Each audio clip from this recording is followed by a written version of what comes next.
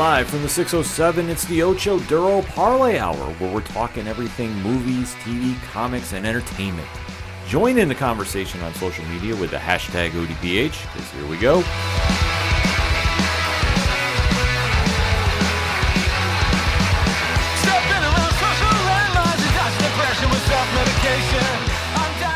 Welcome to an all-new edition of the ODPH podcast, better known as the Ocho Duro Parlay Hour. What's happening, everybody? Thank you so much for joining us this week. My name is Ken M. Joining me in studio, as always, you know him. He's the co-host. His name is Padawan J. Hello, hello, hello. And to those of you who are listening on the western coast of the state of Florida in the United States, I hope you are safe. Absolutely. And doing well, because holy shit, the video's coming out of Florida. Everybody, please stay safe if you're down in the south hemisphere of the United States right now, because that situation is looking absolutely wild. Yeah. Safety first above all else. So, I mean, our thoughts and energies are with you guys right now. So please, please, please be careful. I know we got a lot of listeners down there. So on behalf of the entire team, I can't stress this enough. Stay safe. Be smart. Absolutely. That said, we're going to try making this the best show you can hear, talking some entertainment topics, because we'd like to talk movies, TV, comics, and more with you. And we definitely like to keep the conversation rolling after the podcast. So make sure to swing on over to odphpodcast.com. Join the conversation on the social media accounts. They're all right there on the front page. Parlay points, new blogs are up right now. Oh my gosh, I think my hand is hurting from all the typing. Pat, how many providers are we on? 928,000. And you can find all of them on the directory, which is right there in the front link. Same thing with the classifieds, which has friends of the show, such as 3FN Podcast, Dragon Master Games, Organizational Links Supporting Black Lives Matter, voter registration. And if it's anything and everything that is the ODPH, it can be found at odphpodcast.com. And always remember on the socials to use the hashtag ODPHpod. But kicking off this very, very special edition of the ODPH, we have to recap a show that, I'll be honest, is generating a lot of polarizing feelings. Mm-hmm. It's not exactly the home run people thought it was per se, but it's not exactly the worst thing ever. No. In our opinions. But after talking with a lot of the ODPH Society on our social media accounts, at ODPH Podcast on Twitter and most other handles, we're hearing a lot of fans are kind of on the fence about this show. Yeah. And obviously coming in with a lot of hype due to what it's connected to.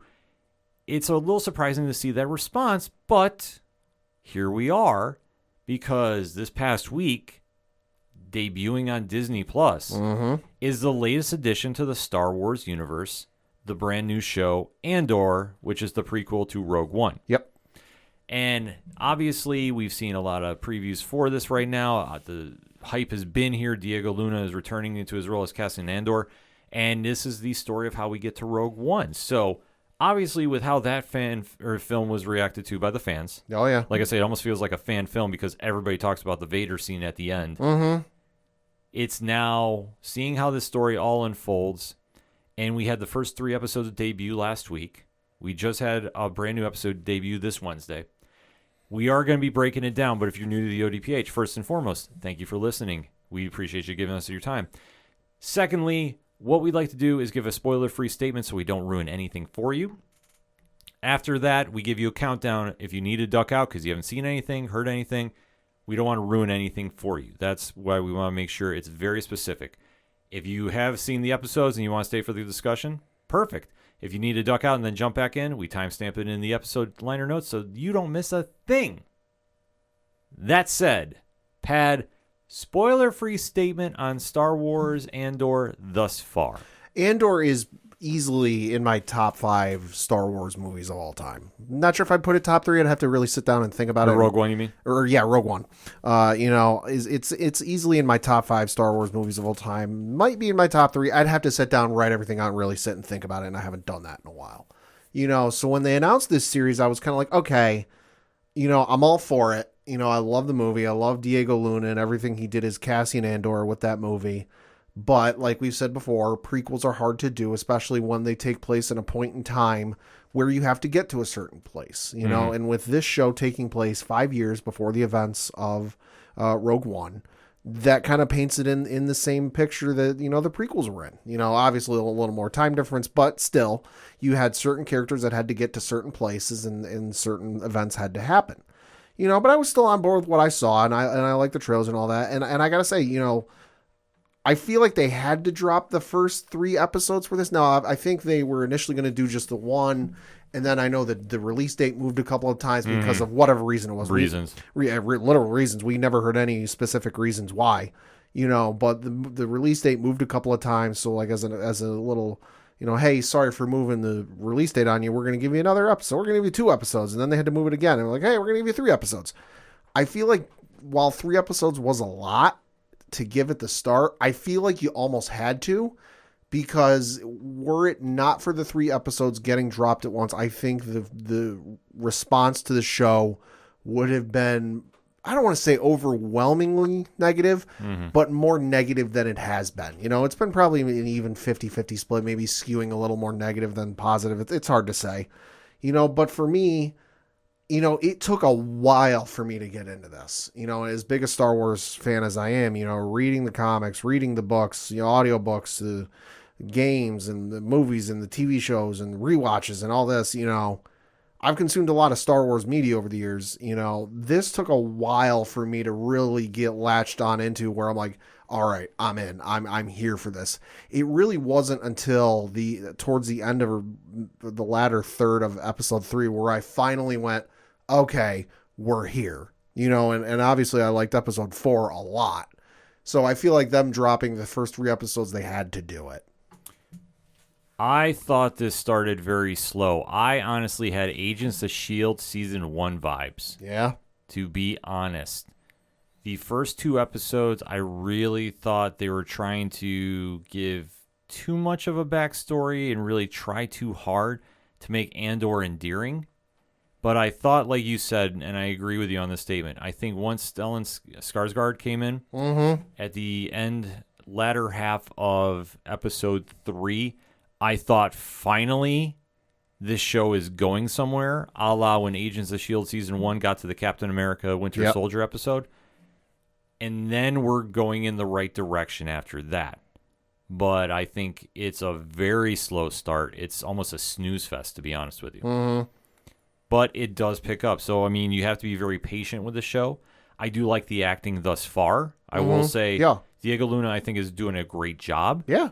I just really didn't like how he was written in the first 2 episodes. I thought that they were just dancing around too much. Yeah. From where they needed to go, because I think you could cut that out.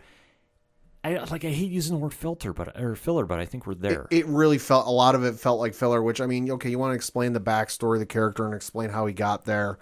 Do it for an episode. Do it for a portion of the episode.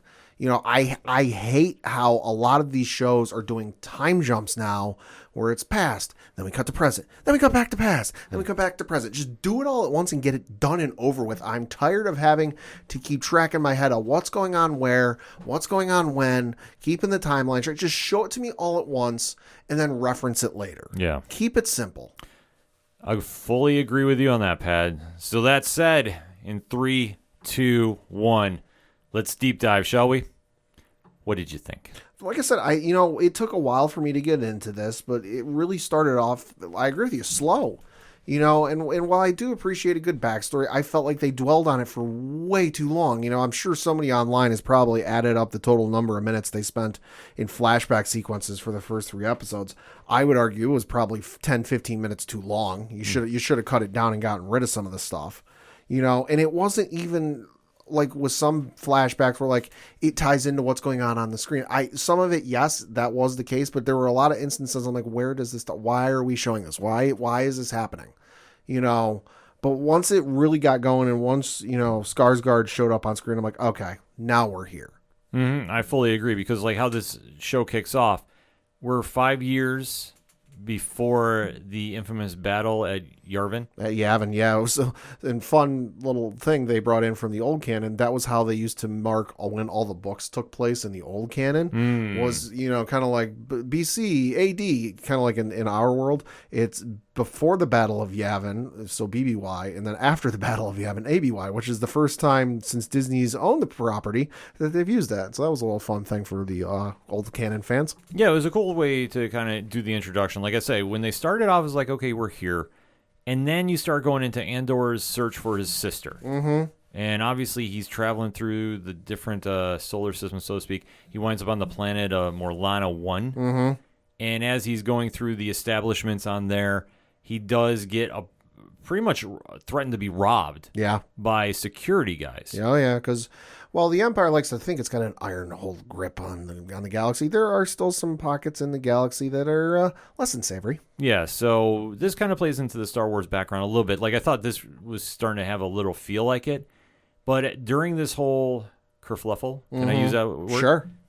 I thought that they really were trying to give him more of like a sympathetic tone here, because during the kerfluffle, he winds up accidentally killing one of the robbers. Mm-hmm. And then the other one is begging for his life, Mm-hmm. and he just goes straight up Frank Castle and just shoots him. Yeah.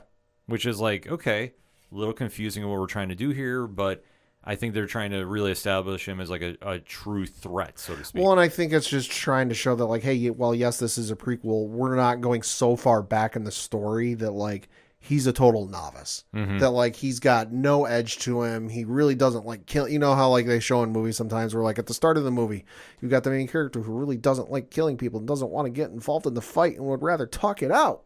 You know, but by the end of the movie, they're like John fucking Wick. Yeah. You know, they didn't want to necessarily go that route. I think that whole sequence with, you know, the attempted robbery was just showing, hey, this is Cassian Andor that you know, although he's not quite there yet, but he's not a total idiot. Right. So after this, he's got to go plane hop to another planet, because now he's got a warrant out for his arrest. He winds up on Ferrix. Yep. So this is where he's trying to basically lay low and has to go find his adopted mother, Marva, and her droid. Yep. B2 EMO. Yes. B2 emo. So... Oh, wait, I just realized what that is. B2 emo. Yeah. The wordplay here is just... I mean, it's Star Wars to the letter. It is. What Yeah. else can you say about that? But as he's sitting there just trying to cover, he is basically entangled in another search, shall we say. Yeah. Because at this point...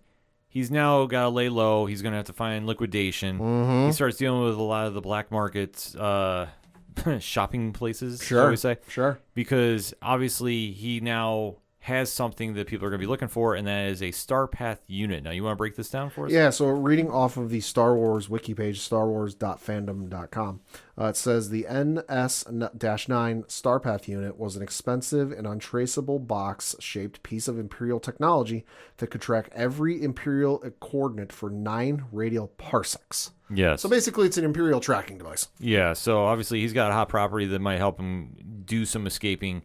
Albeit, though, while this is all going on at Morlana 1, well, everybody is kind of coming by to say, okay, how did 2 of our guards get killed? And you've got like the upper echelon of the management, I guess you could say. It was like, hey, listen, shit happens. Just file a report, put whatever you want, and call it over and done with. But then you got, you know, the deputy. I think he's called the deputy inspector, which, God, this guy's got a punchable face. Jesus Christ. Oh, my God. Cyril Karn, who's played by Kyle Soller. Punchable face. Oh, my God, yeah. Like Punchable face. He is, like, trying to be so noble about solving this case. Do everything by the book, everything by the letter. He's like the guy at work that, like, inevitably when you start at a job, you might do things in, like, every way they should. But then, like, you ultimately find easier ways to do it or ways to cut corners. Nah, this dude's, like, 15 years in. He's still doing everything by the letter, even if it takes him 9 more steps than it probably should. He had Dwight Schrute vibes. Oh, my God. Yeah, he does. Like... That's the easiest way to take it. Like, okay, he's Dwight Schrute. Yeah, we're watching the Star Wars version of Dwight Schrute because he's determined to track it down. Yeah, he's now ready to go to Ferrix because he's got a tip, and it's like it's my duty. Yeah, like it's so crazy. So this is where the story kind of just ends for episode 1. And like I say, they do throw in a couple flashback sequences about how the younger Cassian finds the crashed ship that you've seen in all the trailers. Yep. And I just thought for like this entire episode, it was just kind of like, okay, we're trying to really build up too much, but you didn't really hit the ground running per se. You gave a little sprinkle earlier to show how much of a badass he was. It's like if you were running a track meet, you're like stretching your legs before you're even in the starting blocks. You're not like, and you're not, the gun hasn't even gone off. You're not even running down the track. You know, you're just stretching your legs. Yeah. So now that is how episode 1 ends, which is fine. Yeah. It does what it does. And then we go to episode 2, which Cassian is now still trying to, bob and weave from the Pre-Mor security who are now looking for him. doesn't get a lot easier after this. And more or less, like, this episode is just, they're all dancing around. Mm-hmm. Like I say, there really isn't a lot to break down with this one. No. It was just literally, he's on the run for an entire episode, and you're seeing that everybody is basically now looking for the Star Path unit. Yep. Like, that is literally how this episode is. Hashtag save you a click. Mm-hmm. Because I'm sorry, like, this really didn't do a lot, and I thought... I think it was mostly flashback stuff in the episode, too. Yeah, they started doing a lot of the flashbacks when he was younger, and they find the crashed ship, and, you know, they start going about that, and it's like, I know it's going to build into something, but I honestly felt this whole episode just filler. Yeah, kind of. And especially for, we already know this seasons, they're going to have 2 seasons of this show. 2 seasons, yep. So why are we wasting time doing filler? Like, I don't know. That was my reaction to this, because literally that's all it was. Mm-hmm. And it's foolish that they're doing this. And the only thing you had is Karn was making a move and more or less getting everybody all wound up. And Cassin's still on the run, and he's trying to just unload as much as he can, you know, lay low. Yeah. So not a lot to write home about with this one. And then we finally get to episode 3. Mm-hmm. Like I say, episode 3, I really thought they finally hit the ground running. They finally picked up, yeah. You finally did something, because it was just boring as all could be until. Because now you go on Ferrex, and Cassin is in the abandoned factory. Mm-hmm. He runs into somebody. Yeah. Pat, who is that? That is a gentleman by the name of Luthen Rail, played by, what was it, Skarsgård. You know, and he's basically the guy who wants to buy the Starpath unit off of him, and he offers him money. It's a fair chunk of change, and Cassian's ready to leave, but you know, Rail's got some questions. He's like, "Listen, this is not the easiest thing to get. How did you get this?" And it's almost like the TikTok audio or like the Instagram Reel audio, where it's like the wife or girlfriend asks, "How did you get? Where did you get that?" "Oh, they gave it to me." Bullshit. How much did you pay for it? They gave it to me. Yeah, so they're having kind of their, I don't want to say heart to heart, because obviously they did have a little segue in episode 2 that's how Rail finds his way there. Yep. But it wasn't a lot to even write home about. But this is where you finally get the meat and potatoes, because you finally have this interaction. They're going back and forth, and basically Rail is challenging Cassin. He's like, "Listen, do you want to do something more? Like, I know what you're looking for. I can help if you join my side." Cassin, though, obviously is a little jumpy because, well, he's already been robbed or attempted to be robbed once. He's already got a warrant out for his arrest on one system. Yeah, so he's just bobbing and weaving, trying to remain low as possible. Meanwhile, you have Dwight Schrute that's making his way through the galaxy. I think this one I'm just going to call that character from now on. He's just going to be Dwight. And he's now going through the trail that Cassin's left behind. He picks up a transmission that is going on, so now he knows where he is. Yep. During this entire point, like, Cassin's now finally ready to make the sale, but Rail is telling him, like, "No, let's do this. Why don't you just really join us and we can really stick it to the Empire?" Mm-hmm. Like, there's a bigger purpose in life than what you're doing. So this kind of, in my way of thinking, echoes when Han Solo was recruited. Kinda. Like, it's parallel. It's not the same. Yeah. You know, and I'm not saying it's like a ting, ting, ting, ting, ting, ting. This is one of those, there's a distinct difference, but the themes are parallel. Sure. So, that said, it's kind of a good back and forth, but by the time that they're trying to sit there and go, like, okay, what are we doing here? Well, Dwight Schrute and company crashed the party. Yeah, because what is it? A transmission or something's made from inside the factory. Yep. They pick up on it, and they're just like, "Oh, it's over in that general direction, like 10 clicks east or whatever the hell it is." And they go, "Oh, let's head on over there." Yeah. So, there's multiple garrisons or whatever, troops, whatever you want to say, groups. They send one group over there. The group stupidly goes in while they're running over there. Shit hits the fan. Mm-hmm. Yeah. So it's kind of a very cool situation going on, but at least we get some kind of action. So finally, like after 2 episodes, we get something, which is the big takeaway here, because now we have a dramatic escape going on, because obviously Rail is more or less recruiting Andor to join him and says, like, okay, we can do this, because now Dwight Karn is now just raiding everything. Then when they finally track him down, this is where we get the shootout, and this is where they have to really fight their way out, and they're basically pinned down too. Yeah. Because, at this stage, you got Bix, who's played by Adjorna, and she's like sitting there trying to make everything happen. And like I say, I honestly was getting the characters mixed up because they weren't spending a lot of time developing them. Yeah. So I know I was getting thrown off a little bit with her boyfriend, who's Tim Carroll on this, who's played by James McElroy. So like I say, when I'm going through like here, is like they were building them up enough, but it's like they weren't really deep diving into them. and everybody was sitting there trying to do it, except when Bix is trying to do the right thing, well, she's getting stopped by the officers who were basically saying, okay, well, you're not helping us. We're going to start taking everybody out. And her boyfriend winds up getting killed. Yeah. So, she's going to obviously jump into the mix, but it's kind of an odd situation when this is kind of thrown in here during the escape. I mean, Pat, how you kind of feeling about this at this time? It's all over the place and it's hard to follow. Yeah, it definitely is. I mean, it jumps around so much that when you're sitting there trying to figure, okay, what's going on? And I know they kind of sprinkled in the flashback sequence, which, I'll just save you another click. All they're doing with this is just establishing he can rob a ship. Let's peek behind the curtains. We had to sit here and watch the last 20 minutes of the episode just to refresh our memories what happened. Yeah.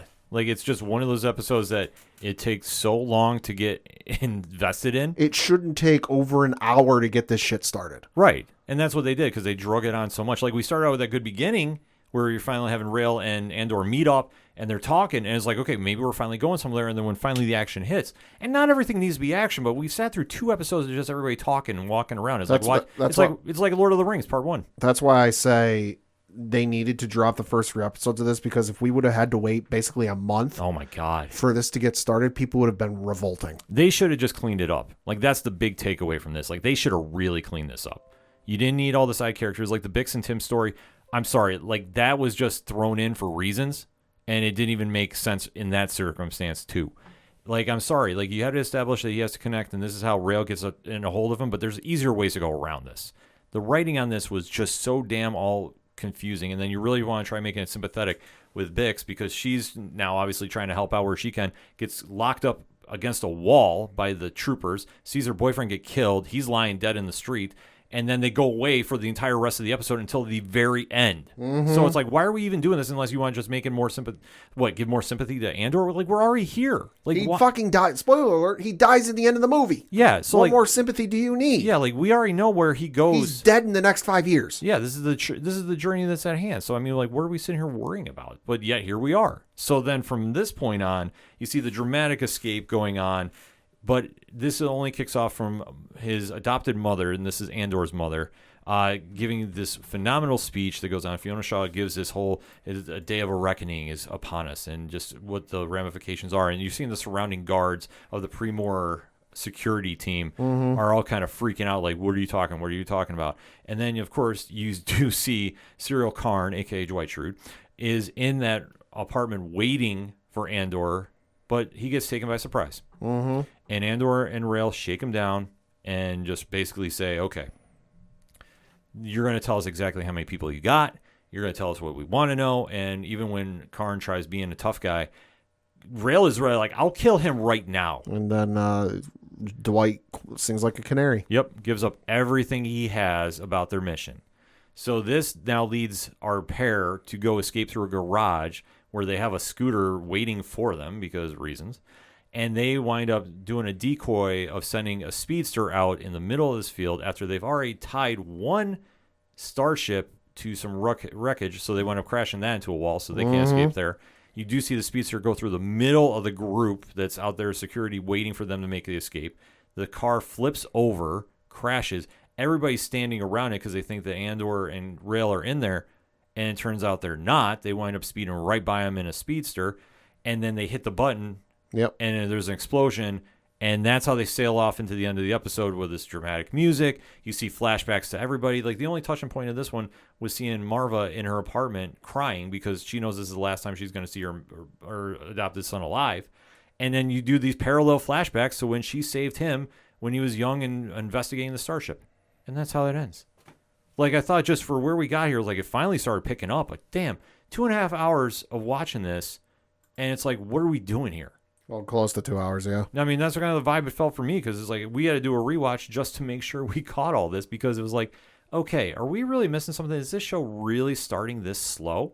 And you figure with the House of the Mouse behind this and the powers that be that put this all together, we shouldn't be missing as bad as we are. And that's the thing that threw me was people were this is the best Star Wars thing in years. And I'm really? It's okay, but it wasn't okay until the final part of the 3rd episode. Yeah, and we're talking the last 15 minutes maybe. Yeah. So it's not even the final part. It's the final, maybe I'll even say 10. It's just that unforgettable. Or that forgettable, I should say. There's nothing that's unforgettable about this episode. It's just a weird paradox. And then we jump right into episode 4, which now the duo has escaped. They're now planet hopping yet again. They wind up going to Aldhani now, which you see that basically Lutheran has kind of swayed Casson to join him. And Casson is kind of like, I'm still not sold about being part of the Rebel Alliance. Just not there yet. It is what it is, but this kind of proves for some more dramatic moments that are going to be happening because now he takes on a new name. Yeah, Clem. Yes, for YPAD reasons. Well, I think part of the reason is he's a wanted man on at least one system, probably two. So just for concealment purposes. Yeah. So as he's here, he winds up meeting the leader of this, Vel Sartha. And now is kind of going to have to say, all right, how are we going to make this all work? Because I don't want to be here. The rebels that are there don't want him there. Yeah. But yet we're going to have to kind of figure this all out. And they're going to have a little bit. And it's annoying because it's like, hey, we got this job coming up. We need another, we needed another hand. Yeah, but like every single time the woman would bring up, why she brought on Andor, literally every single person in the camp was, well, yeah, but. Yeah. Yeah, but. Like, enough of the yeah buts. Yes, and. Yeah, we did. Yeah, exactly. Like, I thought they were just... Move this shit along. Exactly. That's the one takeaway from this, because, like, we're finally getting somewhere. And then probably the biggest takeaway from this episode right here is we see a certain senator that I know Pat is very excited to talk about. Yeah, Mon Mothma. Yes. So do you want to break down her character? She is an Imperial senator for which planet? I'm not entirely sure. I don't know if it's ever been said. If it has, I missed it. But she figured prominently in the Rebel Alliance as she was one of the figureheads of the Rebel Alliance. And then also was first seen in Return of the Jedi. She was the one before the battle over what was it, Endor? Was given the whole battle many Bothans died to give us these battle plans. That woman. She was supposed to have appeared in this actress Genevieve O'Reilly was supposed to have appeared in Revenge of the Sith, filmed scenes for Revenge of the Sith, but ultimately that plot line was cut from the movie. You can still find it on the deleted scenes. But then she made her return, I guess you could say, or debut, however you want to look at it, during Rogue One as Mon Mothma. Very prominent figure, though. Really cool figure. Yeah, very cool moment, obviously, seeing her make her debut here. Yep. And where we're kind of going from there, obviously, she has a connection to Luther, who's now... Yeah. Well, he's working his day job. Yeah, and what is his day job? He is an antiquities dealer, I guess you could say, in that he collects rare artifacts from various planets of various sorts, coins, weapons, gear, and likes to sell them off to folks who like to have them in their house or apartment for display, mainly rich Imperial senators. Yes. And that's pretty much how that episode wraps up. Like, it's an odd situation, I have to say. It kind of ended kind of like just on a cliff, where just kind of like, meh, and it's over because there was that whole thing with we're going to break into the Imperial base and we're going to have to take on a garrison. Well, there's only 7 of us. I know. That's why they won't be expecting it. This is a suicide plan. And then I was expecting the plan to go down and then it didn't. Yeah, they didn't. It just kind of left everybody hanging. And for going into a brand new show, I don't know. It was just puzzling. It's not the best foot forward. No, it definitely wasn't. And then to say it's a letdown, I mean, it's still too early to tell. I'm not ready to write it off just yet. There's still 8 more episodes. Right. But coming before out season 2. But coming out the gate though, it's not a good foot forward. No, it's not. We danced around way too much. You introduced so many side characters in the first 2 episodes that are already gone. And it's why are we wasting our time if you're going to just do that? The whole thing with Bix, it was great that she was helping him out at the beginning of the episodes, but then she's already done by episode 3. And then the boyfriend there that was kind of building the drama, he's gone. Yep. And then you're left pretty much with Dwight Karn. And obviously he's, left in shame. So who knows what we're going to see, if we're going to see him again. Well, and that's the thing too, is, he gets hauled in front of that was one thing I did like about this episode is they introduced the Imperial Security Bureau, which they're kind of like the CIA, FBI types, except with a lot less morals. So that was awesome to see them. You did get the fun Easter egg callback to Knights of the Old Republic with the Rakatan invasion, which that's a whole other thing I'm not going to get into. The other interesting one I thought they dropped was when Mon Mothma's husband was getting ready for the dinner, because he's having a dinner because, hey, senator, famous person, that's what they do. Yep. She's like, oh, well, wait, when did we discuss this? Well, I talked to you about it and talked you into it months ago. Oh, right, now I remember that. She's like, well, who am I sitting next to? He goes, oh, the seating chart's right here. And then she starts naming off people, and there was one name she mentioned, she mentioned, that raised my ears, and I went, Okay, interesting. That was the person by the name of Sly Moore, who was an Umbaran female. She Force adept, which, showing Ken the photo, might recognize him. Was yeah. was Palpatine's, one of Palpatine's right-hand people, not Masameda, not the blue dude with the horns, but the other one who was sitting next to him. So Palpatine, Sidious's right-hand person. So not saying we could see old Emperor Palpy in this series, but if Sly Moore's showing up, there's a good chance we could see Palpy. It can only help. Yeah, I think you and I are in agreement about this. I know we don't do grades here, but I think I have it right now around a 6. I give it a D. Or a D? Well, even Pat. Well, I mean, you are the Star Wars aficionado. I'm the Star Wars guy. Like, I'm giving right now. Listen. There's room for improvement. Corrective actions can be taken on this homework. And listen, I'm not going to call it a bust now because there's still 8 more episodes to go. But for right now, it's not the best foot forward. No, I fully agree with you. I think that they were jumping around too much. I think the fact you're trying to mix in flashbacks only to prove what? He could steal a ship? Right. Like, I'm sorry.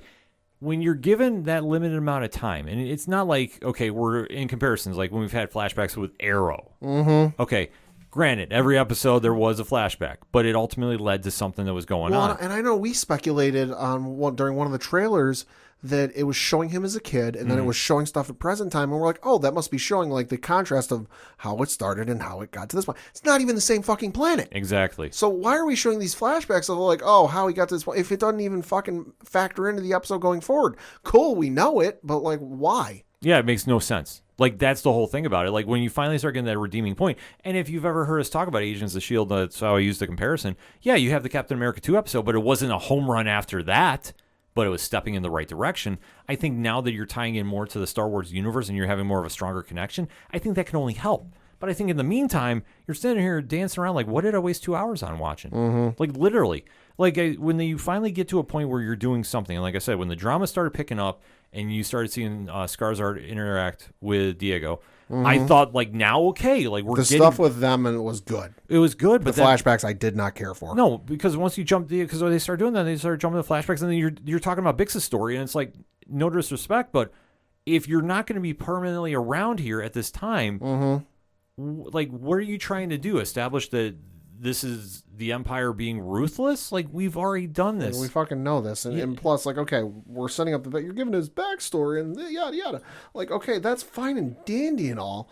But, like, at the end of the day, I'm fully expecting Felicity Jones to walk in the final shot of season 2. Yeah. As Jyn Erso. Mm-hmm. We know where this character is going. I don't really need to know his backstory to know his motivations. You can show it. We already know he hates the fucking Empire. Who doesn't hate the Empire at this time period in Star Wars? Do we really need to get in depth about it? Yeah, like this could have been cleaned up a lot more. There's too much fat. Yeah, you should have cut the fat out. Way too much fat about this one.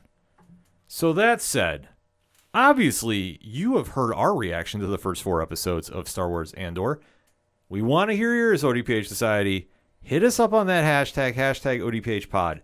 Let's have that honest discussion. Pat and I are willing to talk about this. We are not overly impressed with this. Stepped in the right direction, sure. But is it a home run? To be determined. Hit us up, let us know. We're going to take a quick break. We'll be right back.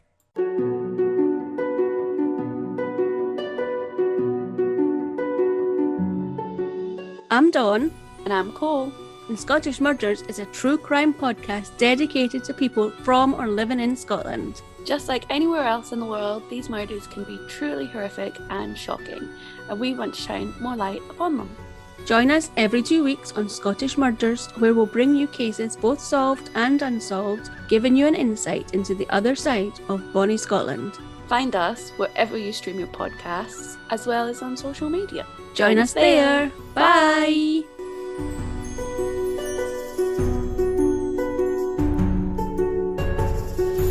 Coming back for another segment here on the ODPH podcast, and let's talk about a better show. Yeah. Let's talk about a happier show. Yes. And that has been the surprise hit on Disney Plus from Marvel Studios, She-Hulk Attorney at Law, which Tatiana Maslany is playing the title role of Jennifer Walters, the cousin of Bruce Banner, a.k.a. the Hulk, who gets a blood-saving, well, in the comics, it's a blood-saving transfusion On the show, it's just the blood is mixed from a car accident. Accidentally, and now she is a She-Hulk, literally. And what happens in her daily life now has become nothing short of a whirlwind.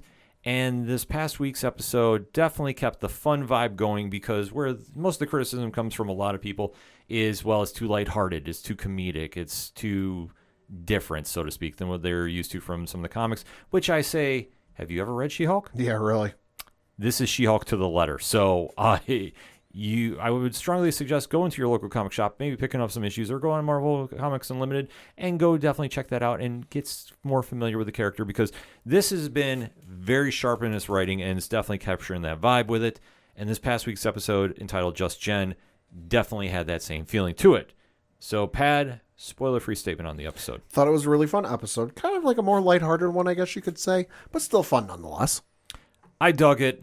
I dug it for the cameo that appeared, and I will explain why when we get into the deep dive. But it was fun, and it did what it needed to do. I'm not sure where they're exactly going with the villain of this series, because we do have 3 more episodes left after this. But there's a lot of possibilities going on, and where this plays into the future for the MCU is really anybody's guess. But it was a fun episode, and that's kind of been the vibe of the show thus far. That said, in 3, 2, 1, talk to me. Thought it was a fun episode. I enjoyed it, but like I'm starting to hate the Marvel TV formula where we wait until the final 3 episodes of the series before our character finally confronts whoever the main villain is. Because yes, Titania has been a thorn in her side. I don't think she's the main villain. There's not nearly enough going on story-wise for her to be the main villain of the show. You know, I really think it's whoever's behind, you know, the criminal organization that wants to steal her blood, because we, in the preview or recap for this episode, you know, they did show that clip. So I'm like, ooh, maybe we're going to get something out of this episode. And we kind of did. You know, but I'm really starting to, I don't want to say get annoyed, but like be a little disappointed with the ongoing, we're going to wait until the final 3 episodes before we really introduce who the main villain is. Yeah, I'm right there with you. I think that they have been dancing around enough that it makes sense. But at the same time, I mean, that's something that we've seen in this recent phase. Like, would you say since Hawkeye? Yeah, I would say so. I mean, you seem to kind of, we're just now hustling to the end of the show to really establish something. Because Loki, we kind of knew, like, we kind of knew who the villain was, you know. Yeah. But like, obviously, we didn't see Kang until the very end. You know, he ultimately was the one pulling the strings, but we didn't really have an inkling of that. You know, WandaVision was more of the what the fuck is going on. Yeah, WandaVision's a whole different ball of wax. You know, but yeah, Hawkeye was really the first one, I guess you could say, that where it was like even Falcon Winter Soldier. I can't remember which one came out first. I think Falcon Winter Soldier came out before Hawkeye did. I could be wrong. Yes, you're right. You know, we saw who the villain was. We knew who the villain was, but it wasn't until like the second half of the series, the latter third, whatever it was, where they finally confronted each other. Well, I think where this show strives at is to be different. Yeah. And they're trying to do a lot of one and dones, which I get. I'm not mad about for being a 9-episode season. I get. But if you're going to have the underlying theme of there's a ultimate bad at the end, I think if it's sprinkled in a little more than they have done here, I think it would probably been a better, in its favor. Yeah. A better feeling, I would say. Because we're like, where this episode jumps in, Jennifer Walters has now been invited to be a bridesmaid for one of her friends. Like, I don't even understand how they could be friends at this stage, because just how the dynamic is different between her and her quote-unquote friend Lulu, who's played by Patty Harrison. It's just kind of like watching it unfold is going, okay, how are you two even like cohabitating as like normal people? Because Lulu is complete bridezilla, doesn't want to be upstaged, as Jennifer Walters now shows up as She-Hulk and is stealing the thunder. But it's kind of a weird thing, but she promises that she will be back to Jennifer Walters for the wedding. However, though, when she shows up at the wedding, Pad, who does she run into? Titania. Yes. So she sees her arch nemesis, I guess we can say at this point, which is fair. Jamel is playing that role, and she's been absolutely great in it, because they've really kind of flipped it. She's been like this insane social media influencer, and been basically obsessed with taking out She-Hulk by any means. At this point, she's dating one of the groomsmen, so that's how she gets in there. And the only person that realizes this is Jennifer Walters, who's screaming like, the only reason you're here is because you're trying to get at me. It is what it is. So during this whole ordeal, the only person that's kind of showing some interest is a friend of the grooms by the name of Josh. Hey. So he makes his play, and he's kind of been like the voice of sanity here, which is a weird thing, but we'll just chalk it up to what, Pad? Reasons. So you're seeing that, okay, she's obviously has an ally here, but ultimately it comes down that Titania is there to fight. They have a fight break out. Yep. It makes things all types of messy, but She-Hulk gets the upper hand. Great set of music from the DJ. Oh, yes. Break it down. No, they go into a fight, and the DJ starts playing some awesome music during the fight. He goes, wedding fight! Yes. I was almost waiting for the Mortal Kombat music to start playing. Yeah, which, I mean, it just kind of played into just the humor of this show. And that's one thing that we can definitely take with. And that's pretty much like all that really happens with Jennifer Walters this episode. And I mean, it's a lot more. She's bonding with somebody else, so she finally thinks she breaks through and somebody's understanding the trouble she's going through. But it turns out that might not be the case. Because what we're finding out is that there is a secret group that is basically online bullying. Yeah. Boy, they really drew from real life for this one. Oh my God, yeah, the comparisons here was absolutely wild, and the group is Intelligica, which I think is supposed to be the MCU's version of 4chan. You would think, and in the comics, it's a little different because the comics is pretty much like the smartest villains in the MCU. Sure. That get together. It's like Leader, Red Ghost, like it's countless others. Like Doctor Doom isn't in, or if he was, it was for like a quick cup of coffee. He doesn't want to be the Wizard from the Frightful Four. Oh, okay. I believe it was in there at one point. Like they kind of had like a rotating cast, and it was more geared towards the Hulk. So now it seems like they're using their powers to go after She-Hulk, which is an interesting play, I gotta admit. And we do see like there's a little behind the scenes of how the needles they're working on to steal the blood to do whatever with is at the end. So this does go back to a theory that Ron from 3FN had, and I'll give him credit for this because he was saying at the beginning it was going to be the Leader, was going to be the bad guy of this. Okay. Still could be. Could be. And now I actually have a question I will pose to you. Yeah. We do know that the Leader is returning for the Captain America 4 movie, New World Order. Yes. Is it possible that this is going to be the setup for it, and we don't know? Could be. I mean, that would make a lot of sense. It's a movie I don't think a lot of people have seen, or if they did, they saw it once and then never saw it again. So I think it would make sense to introduce him here before you do it in the movie itself, so that you don't have to spend a whole lot of time on origin stuff. So I could see it. I think it would be a smart play if they did this, because if you're going to have the Leader be the bad guy, which they've already announced for New World Order, what if he's trying to make his own new super soldiers, but with gamma radiation? I mean, it's a plausible idea. Yeah, it could be. So you could definitely see that happen. And I think that would be a truly smart thing to do, because for a lot of readers, unless you're diehard Hulk readers, and obviously they've kind of steered away from the Leader in the comics to a degree. Like they've been kind of going in different directions. Obviously with Planet Hulk really stealing some thunder, and what they did with the Immortal Hulk, which is a fantastic read.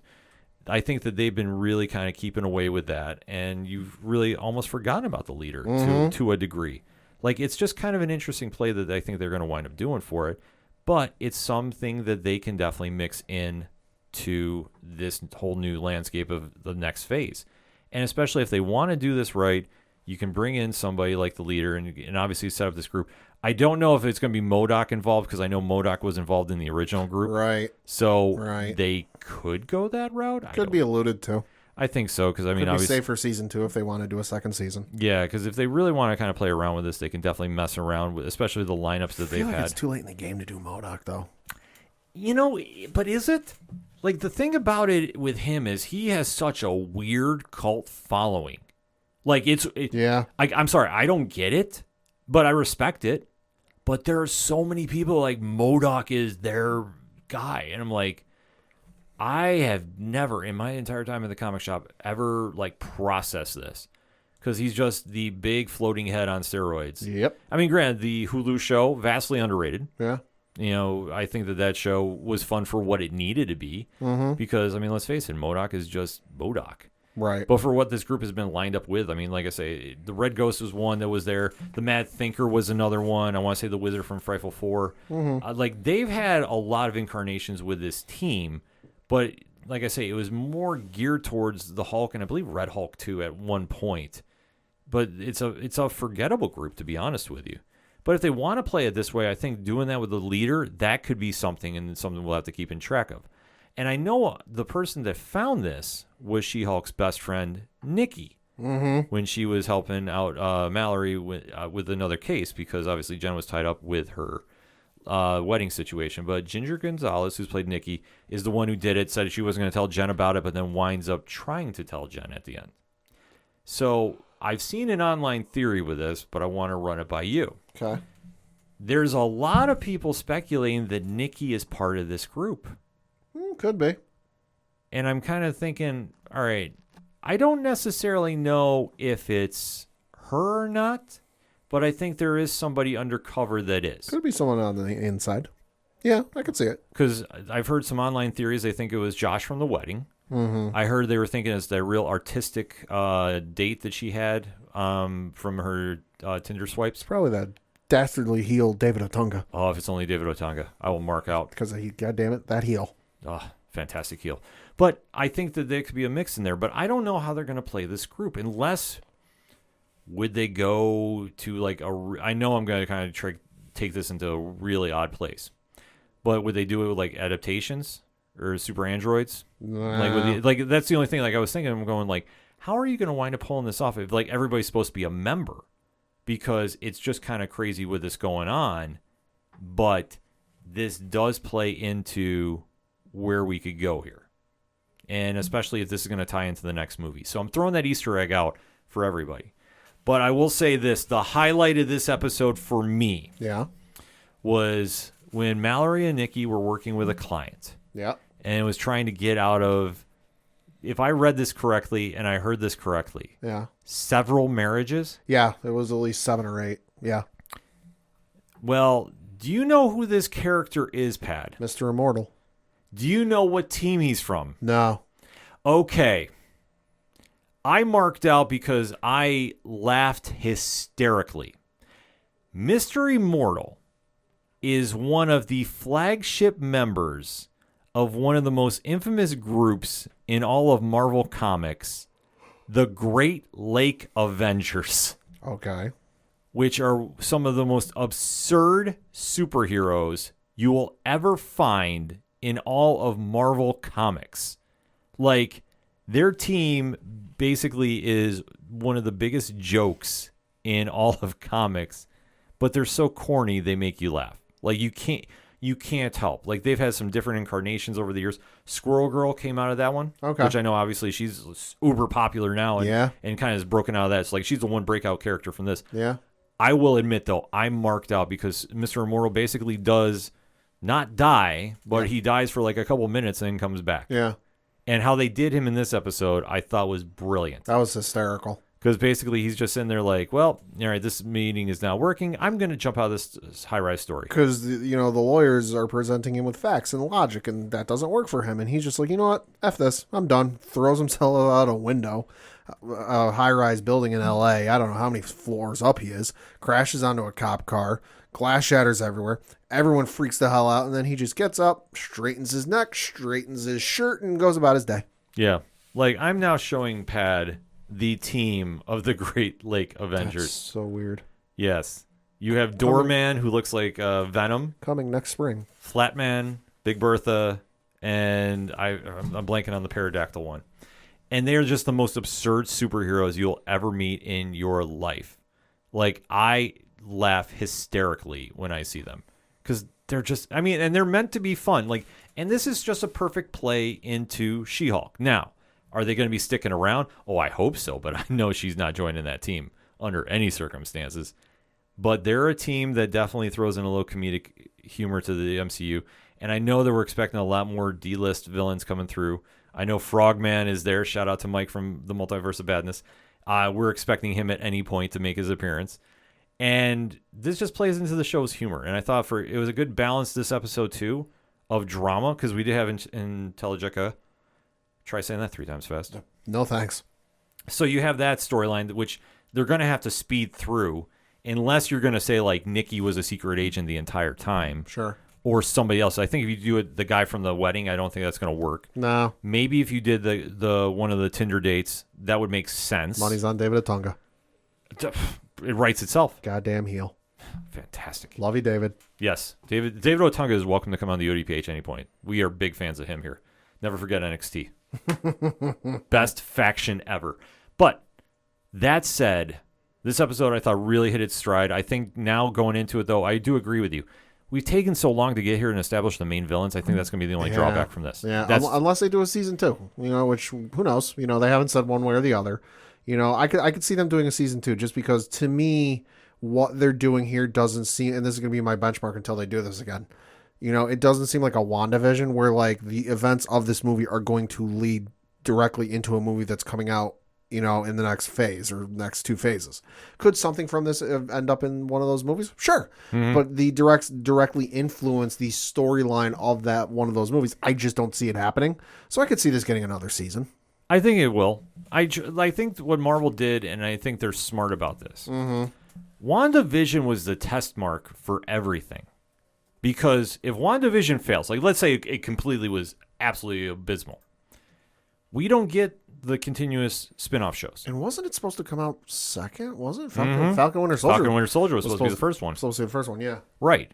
But obviously there was many situations going on there at the time of filming that WandaVision wound up jumping them. But due to that, though, I think WandaVision showed, okay, this is the blueprint. You can do a one and done and it be done. After that, I think, though, the MCU is kind of looking at who they're going to pair up in the next phase to do. Sure. And I think that now they're really going out of their way. I mean, this is just my opinion about this. To establish that next gen of MCU heroes. Yeah. And I think the rotating cast, much like they do in the comics. Right. So I think that for anybody that thought the original cast was going to be sticking around, and let's face it, I mean, we do forget that Scarlet Witch and Vision have been there since Age of Ultron. Yeah, it's been a while. It's been a while. So, yeah. I mean, I think this ties up their story, and then if they want to bring back Scarlet Witch, which I think she has a better chance of coming back than Vision. And I had a theory about that today, too, and it was based off of a fan poster somebody made for Agatha, House of the Coven. It was the show that's coming out. Because somebody made a fan poster of Agatha doing, the sitting meditating pose like Wanda did, but then did, a slash down the side and, then mirrored the other side to be Wanda. And I'm like, oh, what if they bring her back that way through that show? It's possible. It really is. Anything is fair game because I don't think that they realized, meaning the MCU creative team, how big Scarlet Witch could be. Yeah. And I think, obviously Elizabeth Olsen has done a phenomenal job playing her. But I think when you start bringing it down in that aspect, I don't think they realize, okay, we can just write her off and be done. We're going to have to find some way to bring her back. If they want to do it with Catherine Hahn taking over the role in, a possession type deal, I think that could work too. Oh, absolutely. Because Catherine Hahn can do no wrong. So, we have a lot to look forward to. But this could all be coming out of She-Hulk. I mean, that's kind of the thing at the end of the day. So, this episode, though, Pat, final thoughts? Thought it was a good episode. Enjoyed it. Kind of interested to see where they go. I'm thinking they might do season 2 and a little fan casting for season 2. Have a little fun crossover. Sam Waterston and Ice-T. Do a little bit of. They don't even got to be playing their characters from that show. Just have it close enough. Give it to me. How good would that be? I'm fucking here for that. Oh my gosh. Ice-T and Sam Waterston. It'd be good. Law and Order MCU. Yeah. Dun, dun, dun, dun, dun, dun. On that note, hit us up on that hashtag ODPHpod. What is your thoughts about Just Jen, episode 6 of Marvel Studios' Disney Plus smash hit, She-Hulk, Attorney at Law? We're going to take a quick break. We'll be right back.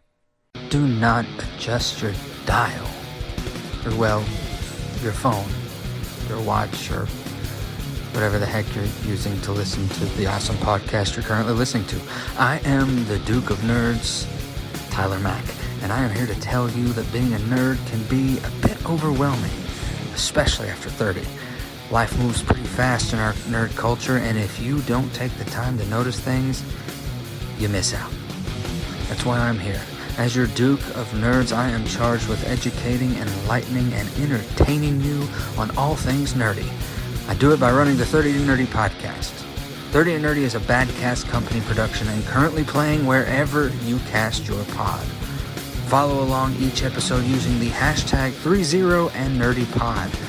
And check out what all is going on at 30anddirtypodcast.com. Whether it's DC, Marvel, comics, or video games, I have got you covered. So tune in now. Cheers to you, nerds. Coming back for another segment on this edition of the ODPH podcast, and let's step into the time warp again, shall we? House of the Dragon, still lighting up viewership all over the place. The ratings are through the roof, and they decided to do a soft reset this week. Kinda. And that is something we'll definitely be diving into for the episode entitled The Princess and the Queen. So, you know the deal by now. Pad, spoiler-free statement. Thought it was a good episode. Thank God this is the final time jump they're going to do for this show, that it's going to be more streamlined, because I am sick and tired of time jumps, but I still enjoyed the episode. I'm with you. For being a Game of Thrones spinoff, they are doing too many damn time jumps. Like, I get it. It's 200 years in the past. Like, we're here. I get you. Like, we don't need to keep switching everything up. But coming off last week's episode, this felt like a soft reboot. And I know they said something about this during the post-show they do after the show comes out. Yeah. I fully agree. This felt like a season premiere. Yeah. So, that said, I thought it was okay. I was not in love with the episode, but I thought it was okay. Like, on a scale of Andor hate, well, I shouldn't say Andor hate, but Andor dislike. Yeah. Very much above that, but not fully saying, Dark Phoenix hate. Oh Lord, that's a whole other level. Right, that's a whole different podcast. If you want to go through that episode, one of the finest moments of ODPH history, let me tell you that. But we have to get breaking down the latest of the Game of Thrones spinoff. So in 3, 2, 1, talk to me. Like I said, thought it was a really good episode. And like you said, it did feel like a proper season premiere. And I'm finally glad that we're in this point where things are going to be more streamlined going forward. Just because, the time jumps were easier to manage with this, just because it wasn't bouncing back and forth and all over the place. But now that we've got everything set, we're in those kind of throes of where we're going to go. It's going to be a fun ride, I think. Yeah, I think we're finally going to get somewhere with this. And I shouldn't say that, but we've been going in such a strong direction that to do a soft reboot, I understand why. And I'm not mad at it. Yeah. But at the same time, I'm kind of like, why?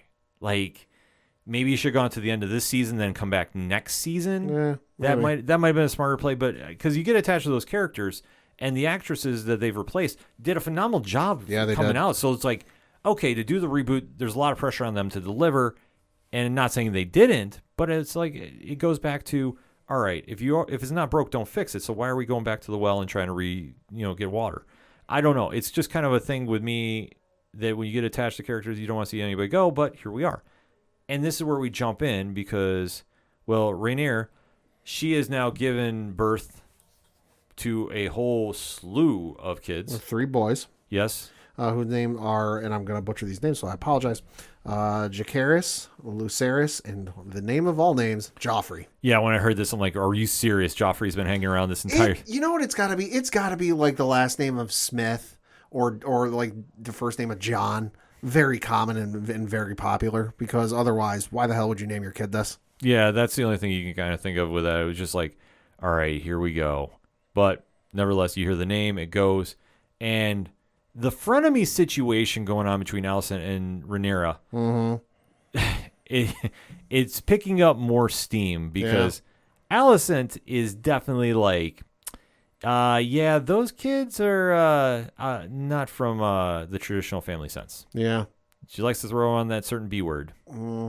Bastards. Yeah.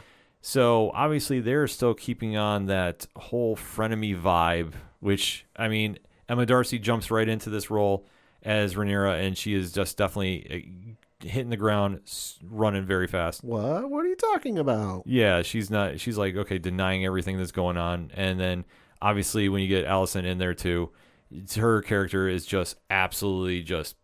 Well, and I don't doubt, it's been 10 years. I don't doubt Alicent knows some stuff. It's like I said, it's been 10 years. People like to drink tea. They like to spill a little bit of tea. Yeah, and she's definitely been doing it ever since that she got into the situation involving the suitor of the young princess. Yeah. But obviously Olivia Cook hits the ground running, and she's already kind of talking to the king, who's not looking worse or any better. He's looking at, he's like, I'm surprised he's still alive. I am too. Jesus. Like, I thought when they did the soft reboot, and it's nothing against Patty Considine. I think he's done Yeah. a solid job in the Yeah. role. I haven't liked how he's been written, but I think he's done great for what he's been given. I was like, okay, this has been a perfect time to kill him off. The man looks like one good gust of wind will knock him over and kill him. Absolutely. Like He does not look good. He looks like shit. I'm sorry. Yeah. I'm sorry. But the man must be on a lot of milk of the poppy. Yeah, something's going on there. And then this is kind of where, like, Allison's stirring up every single kind of controversy she can, because it's ultimately coming down that to win this Game of Thrones, she's going to have to fight Rhaenyra. Well, and she knows where things are going to go. She's no idiot. You know, she's smart enough to read the tea leaves, I guess you could say, that she knows, you know, this ain't exactly modern times where, you know, whoever can become king or queen when the king dies. Mm-hmm. She knows that, hey, you know, my husband has already named his heir. My kids aren't it. You know, so as soon as my husband dies, I'm going to be relegated to a life of basically nothing to do. You know, that you're going to be she's essentially going to be put out to pasture. That, like, you know, and it ain't even going to be in the same way Jaime's sister, Cersei. Mm-hmm. You know, it ain't even going to be in a way that, like, okay, you know, Cersei's quote unquote husband died, and she was still able to remain in power as queen mother and yada yada. Like that, she ain't even going to be able to do that. So she's like, I want to stay relevant. I want to stay involved in this. I have to play my chess pieces and chess moves very carefully. Yes. So they're definitely setting up smartly. And I do like what they're doing there. Like, I thought for being the new additions to the show, they hit the ground running. But we also now segue to the MVP of this show, Matt Smith. Hell yeah. And Damon, and obviously now with a new bride, Lena. Yeah. They are now kind of... dare I say, are they trying to, like, form their own contingency here? They seem like things are going a little happy. They've got some kids. You know, things are going good for them. Yeah, because now they're trying to do the whole uniting by marriage, basically bring back their power, if you will, kind of making the tours about that. But then, like, everything kind of goes sideways a bit, because Lena goes and commits suicide. Yeah. By having her own dragon, because she's a dragon rider, we also forgot to mention. Yep. Incinerate her, because during childbirth, the baby is stillborn. Yeah, the baby's stillborn, and so she loses the kid, and she's heartbroken, distressed, and goes out and dies. Yes, and Damon is just kind of sitting there just going like, wait, what is going on? And then they cut away from it, which I was hoping they kind of did more of a follow to see how he's reacting to it, but I understand they were really trying to make a point to jump around because they wanted to go back to Sir Criston. Mm-hmm. Because now during the time jump, Sir Criston is now House Alicent. Yep. Something going on there. Probably. Which, it's been 10 years. Probably. I'm just saying that's going on there. I'm going to spill my own little tea there, in my opinion. And during this, he is going out of his way to provoke anybody connected to Rhaenyra. Yeah. Like, he is, like, lost his damn mind. Well, he's a little upset at this point, I would say. Well, yeah, because the affair has been exposed, so now he is pretty much barking at Sir Harwin, who I'm assuming at this point is a suitor of Rhaenyra. Probably. Because, you know, obviously their marriage is a little crazy. So, a little open. Yeah, it's a little open, to say the least. So they now have a fight in the courtyard. So this is now spilling over where everybody's kind of picking up wind of what's going on. And now there's more steam going on about Rhaenyra's infidelity. Yeah. That, she is messing around with Harwin. Yeah. And obviously it's getting more messy as this is going. And then kind of in response, well, you know what? We should just have houses marry and everything will be fine. Because that'll fix everything. Man, it's the Game of Thrones Band-Aid to everything. You know, if somebody gets killed, hey, just get married. It's cool.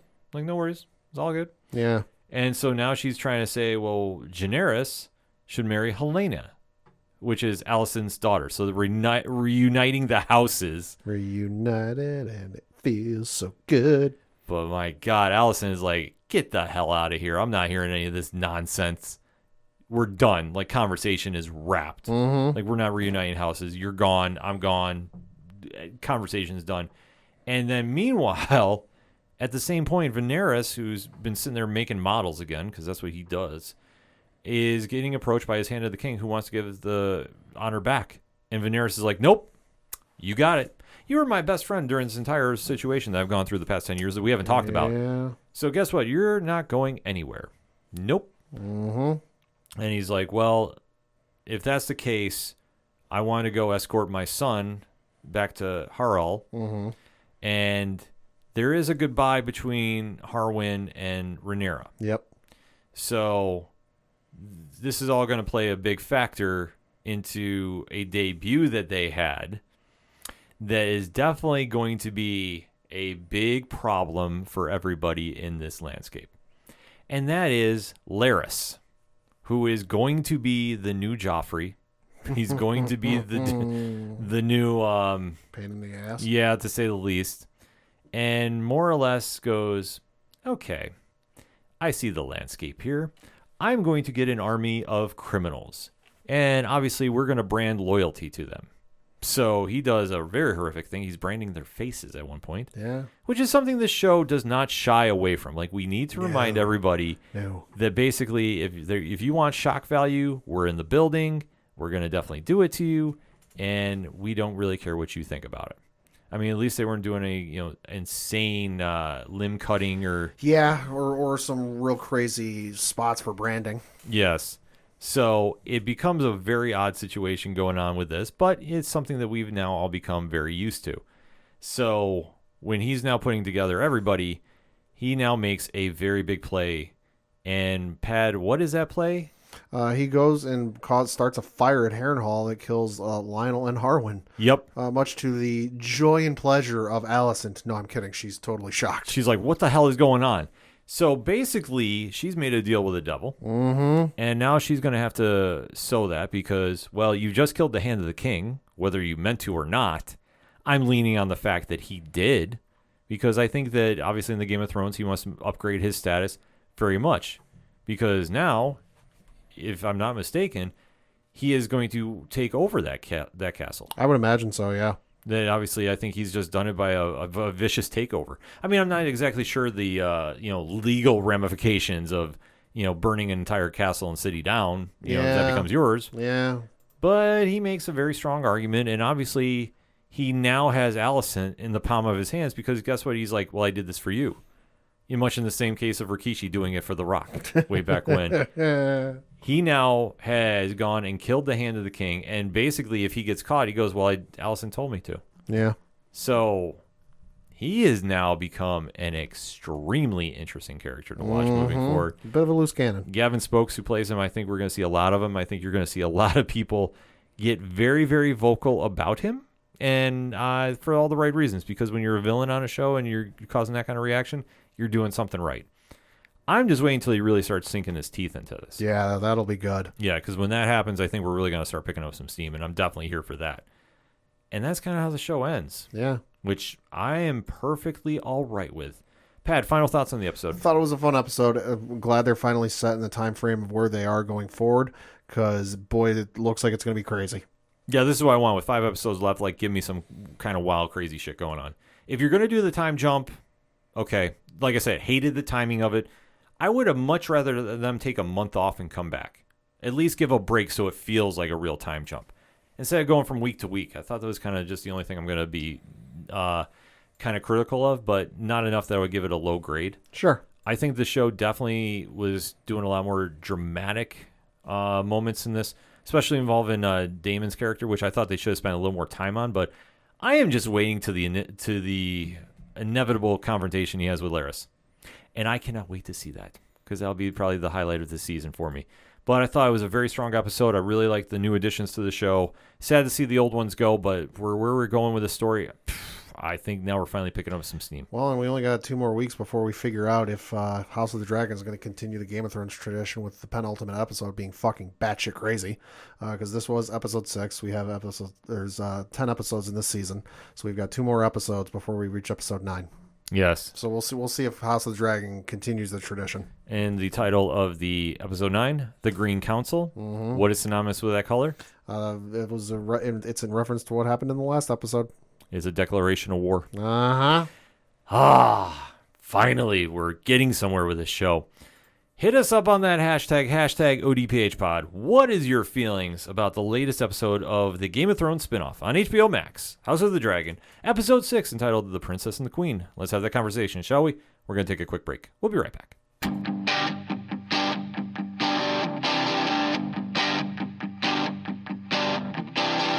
This is Tom from Tom Joe Lou, This is Matt from Sideroom Sounds. and you're listening to ODPH Podcast. Wanna go where no one knows my name, to the desert, the oceans, or the plains. 'Cause I wanna go. Coming back for the final segment on this edition of the ODPH podcast. Pat, what you got? Got a couple things to talk about. First of which is The Lord of the Rings, Rings of Power. Thought this was another good episode. It was titled Partings. Thought it was a lot of fun, a lot of interesting stuff. Especially feels like we're really getting amped up for what's going to happen. Coming down the final 3 episodes of the season. Galadriel's finally got folks ready to go for battle. Everything going on with Elrond and Durin and setting that whole thing up. We're setting up a lot of stuff. It's going to be a bit of a slow burn, though. We got to remember it is all. They do have 5 more seasons planned to this, or 4 or 5 seasons planned to this. Thought it was a fun episode. Highly recommend you check it out. Yeah, I've been hearing a lot. I got to catch up on this. It's been a crazy weekend, but I think that people are really saying like now it's hitting its Yeah. much like we were talking about with Andor, but except it's got there. How crazy is it that this show got there quicker than Andor? I know. It's a little insane. Yeah. Moving on to some Marvel news. It was reported this morning by the folks over at The Hollywood Reporter that the Blade movie is losing its director, Bassam Tariq. Oh. So reading from the Hollywood Reporter article, it says, Marvel Studios' Blade will no longer have director Bassam Tariq at the helm. Blade, which has a release date of November 3rd, 2023, was gearing up to begin shooting in November in Atlanta. It is unclear how Tariq's departure will impact the production start of the production start of the vampire action thriller, which has Oscar winner Mahershala Ali in the title role, with the cast also including Delroy Lindo and old actor Aaron actor Aaron Pierre. Quote, due to continued shifts in our production schedule, Bassam is no longer moving forward as director of Blade, but will remain an executive producer on the film, Marvel said in a statement to The Hollywood Reporter. We appreciate Bassam's talent and all the work he's done getting Blade to where it is, close quote. Tariq thanked Marvel in his own statement, saying, quote, it's been an honor working with the wonderful folks at Marvel. We were able to put together a killer cast and crew, eager to see where the next director takes the film, close quote. So obviously people took this to be the sky is falling, Of course. There's a rumor going around about a 90-page script, only 2 action sequences that they liked, and Kevin Feige stretched in. Listen, folks, they haven't even started filming yet, so who's to say what the issues are with the fight sequences and this and that. To me, this just looks like a case of, hey, the director couldn't do the production schedule in November. He had something he was contractually obligated to do, and so he had to back out. Simple as that. In the words of Aaron Rodgers, RELAX. Mm-hmm. It's not like the movie is scrapped. This does happen from time to time. Yeah. I think people get so wound up because it's Marvel. Yeah. And it's like, oh my gosh, like something's wrong. It's like, no, this happens. And I'm sure that, obviously we've heard a lot of crazy rumors coming out about this. Mm-hmm. I'm sure, I forget what chat this came in. It might have been Sean from Metalcore Nerds, shout out to him, was saying this is like the dirt sheet writers in wrestling. Yeah. It's like you're playing the game telephone. Yeah. You hear something and just are running with it. Yep. Stop. Like, you're allegedly doing that. Stop.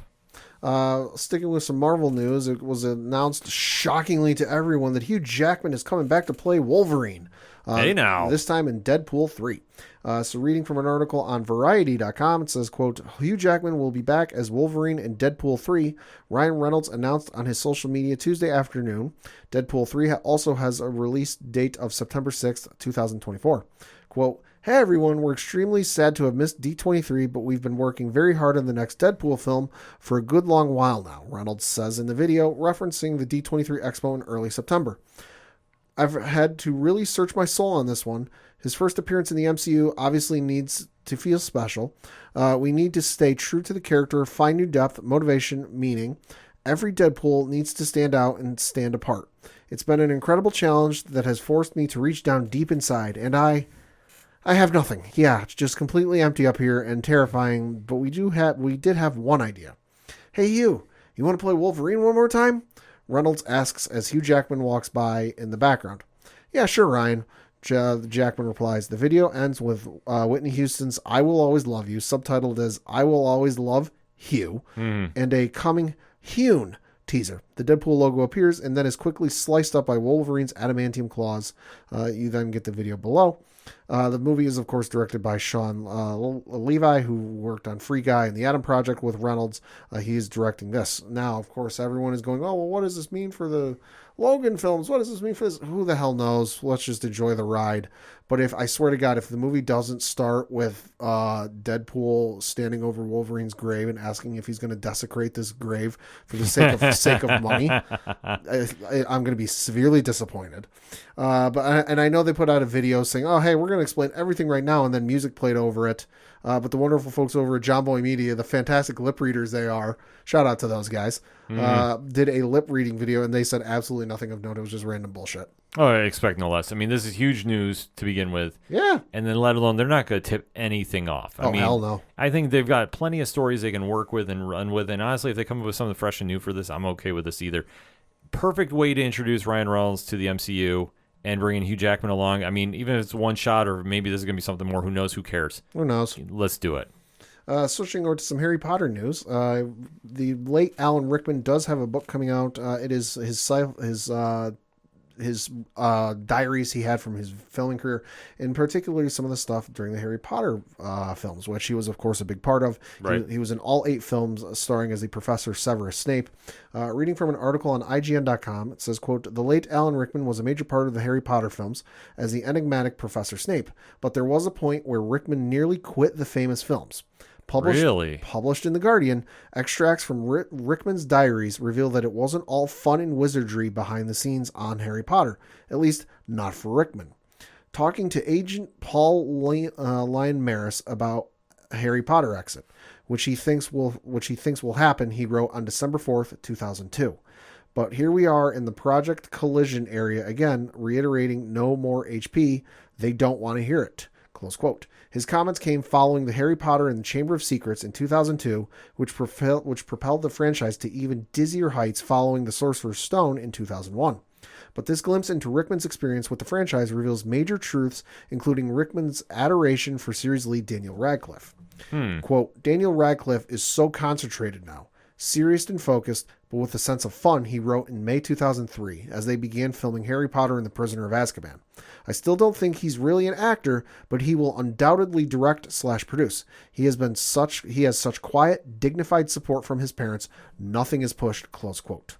Rickman also talked about the pressure faced by the film's directors, as well as what it was like to work with children who don't always know their lines. Quote, The day got off to a fabulous start with the screen guillotining onto my head," he wrote on July 30th, 2003.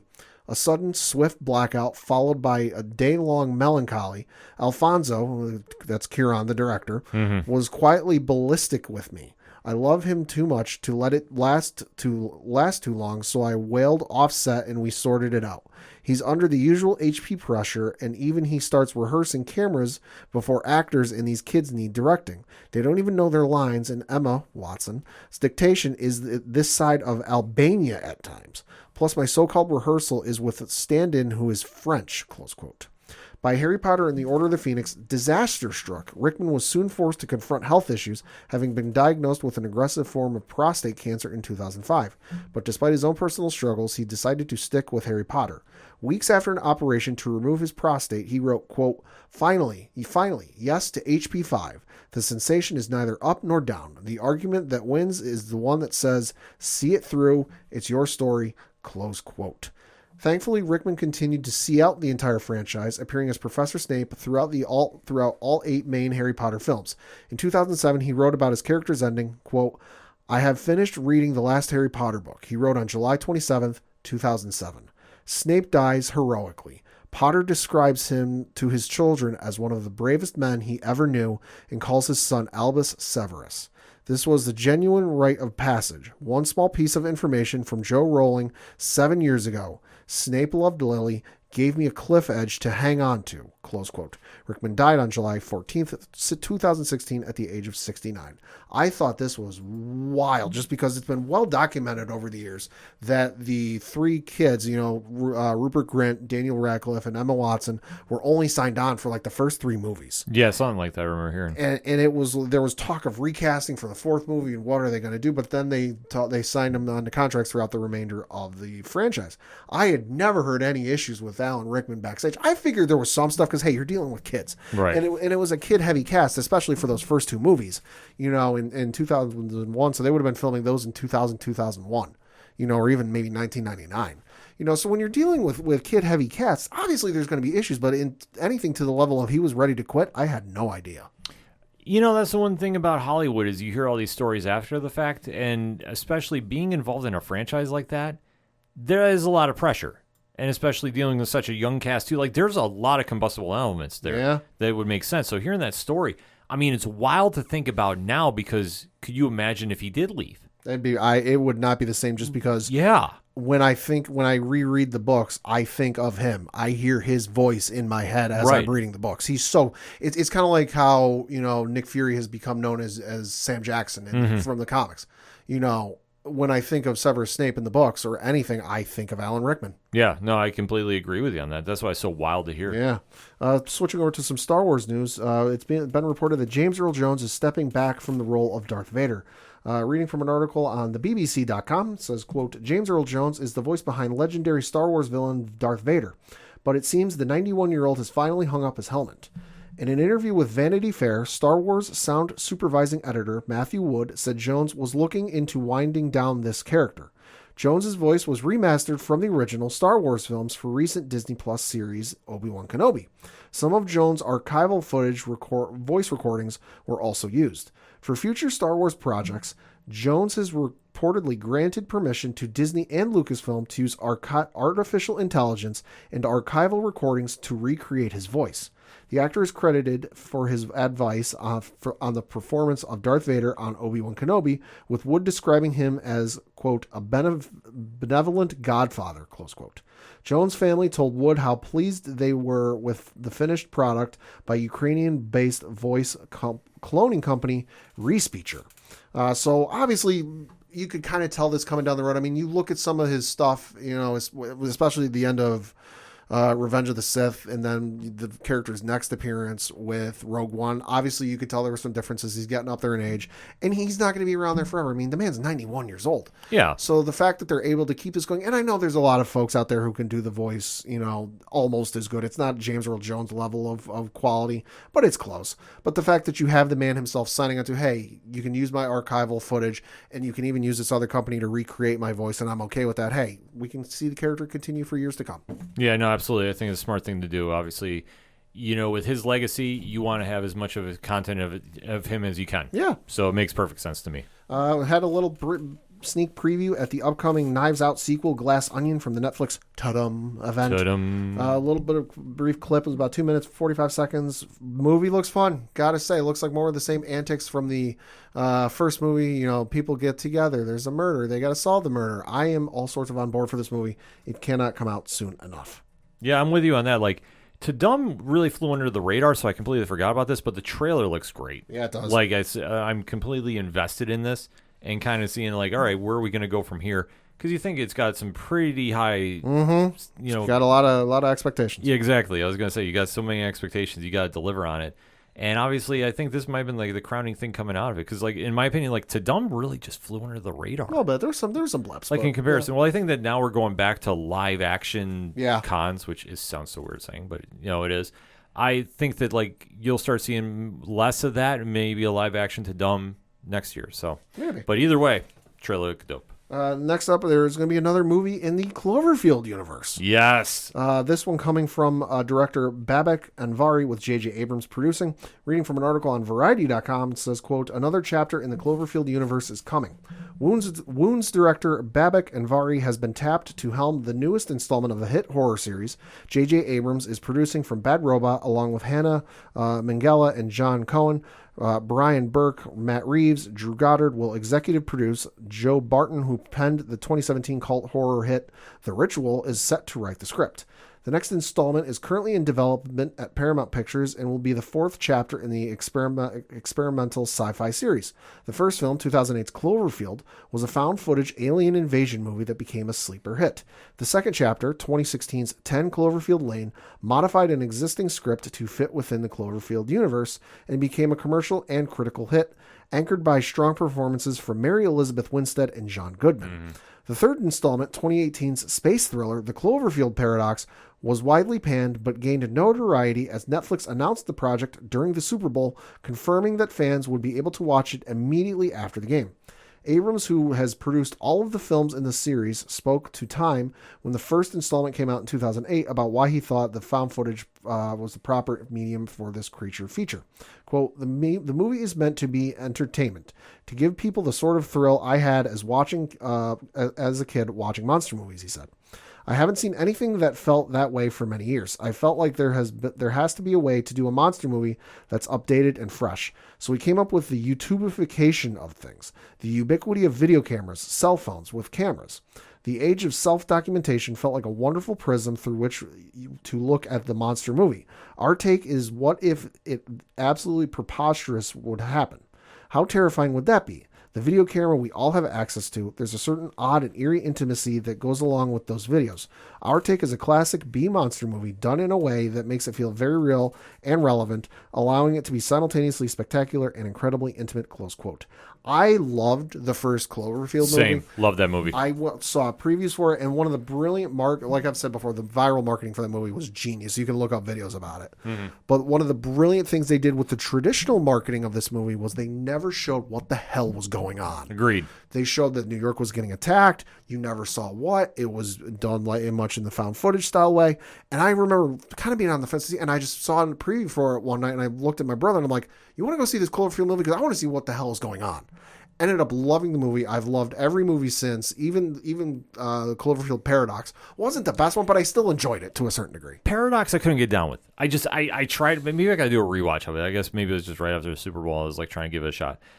It didn't click with me, but I love the first one. I think the first one is so good. John Goodman in the second one is wild. Brilliant. Yeah, but he's absolutely crazy in this. But I love that. So now the fact we're going back to the well, I'm down. Absolutely. I'm down for this, man. Give it to me. Yeah. And then switching over to some streaming news, it was announced by the folks over at Prime Video today that we finally got a release date for Tom Clancy's Jack Ryan Season 3. Oh. The show starring John Krasinski is going to launch on Wednesday, December 21st, exclusively on Prime Video in more than 240 countries and territories worldwide. Reading from an article on Deadline.com says, quote, Season 3 of the action thriller series finds Jack Ryan, played by John Krasinski, on the run and in a race against time. Jack is wrongfully implicated in a larger conspiracy and suddenly finds himself a fugitive out in the cold. Now, wanted by both the CIA and an international rogue faction that he has uncovered, Jack is forced underground, crisscrossing Europe, trying to stay alive while preventing a massive global conflict. In addition to Krasinski, also returning for the third season is Wendell Pierce as James Greer and Michael Kelly as Mike November. Joining as new series regulars are Nina Hoss as Alana Kovac and Betty Gabriel as Elizabeth Wright, close quote. So super excited for this. If you have not seen the first two seasons on Prime Video, do yourself a favor, watch those first two seasons because they're some of the best television you will see today, and get yourself caught up before Season 3. Yeah, I'm going to have to do that. I'll admit, I am behind on that show. So good. I got to do a rewatch of that. I'm like, just trying to find time in the day to catch up with all these shows is becoming a challenge. Yeah. 2022 is not over, but 2023 already the year of the Witcher. Oh boy! Let's read from an article on Variety.com. Says announced at the streamers, this being Netflix, fan event Tadum on Saturday. The Witcher spin-off series, The Witcher: Blood Origin, will debut on December 25th, and the series and season 3 of the main Witcher show will follow in the summer of 2023. Interesting. Yeah, fans last visited the Witcher universe nearly 1 year ago when season 2 of the Henry Cavill fantasy series dropped in December 2021. Since then, it spawned even more spin-offs. In addition to the Blood Origin limited series, an anime feature is on the way, and a family-friendly Witcher series is in the works. Not much is known about The Witcher Season 3, but it will continue the story of Geralt of Rivia, played by Henry Cavill, Ciri, played by Freya Allen, and Yennefer, played by Anya Choltra. Joining the cast are Robbie Amell, Menger Zhang, Hugh Skinner, and Christelle Elwyn. Amell plays an elven fighter named Gallatin who leads an army of guerrilla Skotel fighters fighting on behalf of Nilfgaard. Zhang is Milva, a human adopted by the Dryads of the Brokilian Forest, who is a fierce and talented huntress. Skinner plays Prince Radovid, a royal playboy and the younger brother to King Vizimir, played by Ed Birch. Elwyn is Mistel, a member of the Rats, who are a gang of misfit teenagers who steal from the rich and give to themselves. And then set in an elven world 1,200 years before the events of The Witcher, the prequel series, Blood Origin, will tell a story lost to time, including the creation of the first prototype Witcher and the events that lead to the pivotal conjunction of the Spears when the worlds of monsters, men, and elves merged to become one. It stars Michelle Yeoh as Cian, Cian, the last member of the nomadic tribe of sword elves on a mission to retrieve a blade stolen from her people. Sophia Brown as Aeli, a warrior of the Queen's Guard who leaves to become a traveling musician, and Lawrence O'Furahan as Fial, a man born into a clan of warriors sworn to protect a king who instead sets out to seek vengeance. The rest of the cast includes Mirren Mack as Merwin, Lenny Henry as Balor, Jacob Collins as Fredden, Lizzie Annis as Zakare, Hugh Novelli as Callan, Brother Death, Francesca Mills as Meldorf, Amy Murray as Fenric, Nathan Curtis as Brian, Zach Wyatt as Sindel, Dylan Moran as Uthruk One Nut, yes, that's the actual name, and Aidan O'Callahan as Carrick. So super excited for this. I love me some Witcher, and I can't wait for more. You know what's surprising about that is, I mean, that's a lot of stuff that's coming with it, but they're going to do an anime, you said? Yes, they are. This must be something with, and this is me speculating. Sure. Berserker, the Keanu Reeves project. I mean, we know that's coming to Netflix. Yep. That's also rumored to have an anime spinoff with it. Sure. This is now having an anime spinoff. Sure. I'm wondering if that's becoming, and like, listen, that the more anime, the better. I'm not complaining about that, but that's just kind of interesting that they're going to tie in with that. Yeah, well, it's not a surprise. I mean, CD Projekt Red, of course, did the video games for The Witcher. CD Projekt Red also did the video game for Cyberpunk 2077. And I also know that the thing was last 2 weeks, they had the anime Edge Runners, I think is what it's called, drop on Netflix. So it seems to be Netflix is doing a lot of like video game tied in animes, which, hey, I'm all for. It's a good medium to do it in. Oh, no, absolutely. It's a good one. I'm noticing, I'm just like, wow, that's kind of interesting that they're going to go heavy with that, because those are two projects, The Witcher and Berserker. I was not expecting them to with anime, but hey, I'm here for it. And then lastly, certainly not leastly, a couple days ago, we got a trailer of might have been the first one, I can't remember, for The Last of Us, the upcoming series based on the video game of the same name from the folks over at Naughty Dog. And it's coming out in 2023. No release date given, but it's a save who you can save. Really not a whole lot given with this little mystery, little intrigue. If you know anything about the video game, you know what this is going to be about. I want to leave the surprise and intrigue for once the show drops, but it is going to be a series you absolutely should watch when the time comes. Of course, it is starring Diego Luna as one of the main characters. Yes, Pedro Pascal is playing Joel, and that's right, Pedro Pascal. Yeah. Yep, and Bella Ramsey's playing Elle. Like, this show has got a ton of hype behind it, or Ellie, I should say, for Bella. This show's got a ton of hype behind it. I have not personally played a lot of this game, but I know the fandom is like... There's a couple moments that I know are going to rip folks' hearts out if they decide to do if they decide to do a 1-to-1 adaptation. Yep. Oh, boy. Yeah, like you said, I mean, the cast is... have the tissues ready. The cast is loaded up. Pedro Pascal's Joel, Bella Ramsey's Ellie, Gabriel Luna's playing Tommy, and Nick Offerman's playing Bill. Yeah. So that's just to say a few names. But the trailer looks amazing. I mean, I'm definitely watching it when it comes out. So high hopes are coming for this show when it comes out on HBO Max. So definitely stay tuned for that. Very quickly for comics, man, I feel like it's a broken record, but this is a good thing to say. It's a stacked lineup at the comic shops this week. Boom Studios hit with a triple threat that is just out of this world. Grimm #5, Stephanie Phillips and Flavino. It might be the best new series of all of 2022, and that's saying something. It's in that conversation if it's not the #1. Closes out on such a dope book. Pat, I'm going to just show you the artwork here. Like, how insane is this all looking? That looks a little nuts. It's nuts. It's crazy, but it works. And the first story arc has now ended. It is one that definitely will have fans talking. Like I say, the book has got a ton of hype behind it, and rightfully so. And if you're not into it, I strongly recommend catching up because it is arguably one of the coolest books out there. From artwork to story, I think the creative team here is absolutely crushing it. So I can't recommend it enough. Then they also have House of Slaughter #9, James Tynan, Sam Johns, Letizia Caldoni, and Francisco Cezelda, and Werther Delorta.